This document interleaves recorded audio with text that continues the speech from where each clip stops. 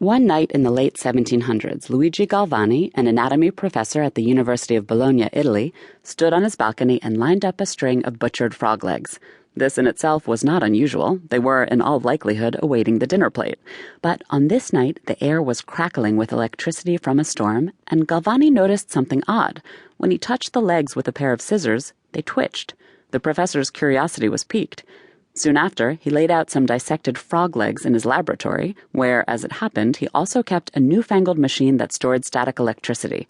Anytime the machine was on and someone touched the legs with a metal scalpel, they jumped. Galvani wondered if the limbs contained some sort of charge, an animal electricity essential for life. He thought it might come in the form of an undiscovered biological juice, and while he was wrong about that, he had become perhaps the first person to purposefully stimulate exposed nerve cells with electricity. In the years that followed, Giovanni Aldini, Galvani's nephew and former assistant, took the experiments further. In 1802, Aldini connected a primitive battery to a recently severed ox head. It was as if the animal had come back to life. Its eyes flew open, its ears wriggled, its tongue jerked.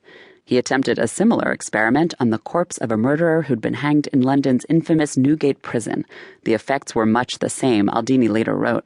The jaw began to quiver, the adjoining muscles were horrible, contorted, and the left eye actually opened.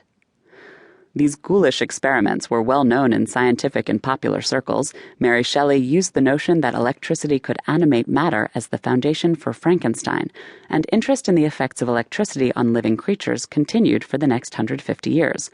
Many efforts, including using electricity to treat hysteria and melancholia, amounted to little more than quackery. In the end, though, it wasn't fringe thinking alone that sidelined the study of bioelectricity. It was a rival branch of science that seemed to hold the key to all biology's secrets. To keep listening to this audiobook, I've left you a link in the description so you can do it, at no cost thanks to Audible's 30-day free trial.